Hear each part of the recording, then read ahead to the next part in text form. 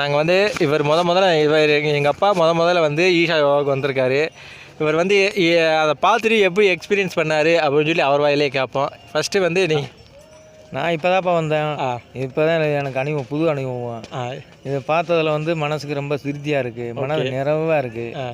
ஏன்னா பொதுமக்கள் எல்லாரும் வந்தால் ஈஷா கோயிலுக்கு வாங்க. ஓகே, வந்தோம்னா கொஞ்சம் மன நிம்மதி கிடைக்கும், மனம் சஞ்சலம் இல்லாமல் இருக்கும், குடும்பங்கள் நல்லா இருக்கும், பிள்ளை குட்டி இப்போ எல்லாமே நல்லா இருக்கும், பேரன் பேத்திகள் எல்லாத்துக்குமே குடும்பத்துக்கு ரொம்ப நல்லது.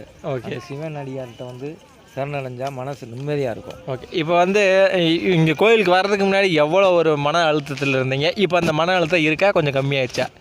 இப்போ மனசு லேசாக இருக்குங்க.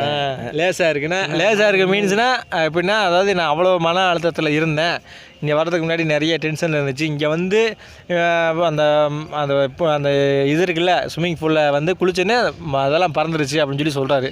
அது குளிக்கும்போது எப்படி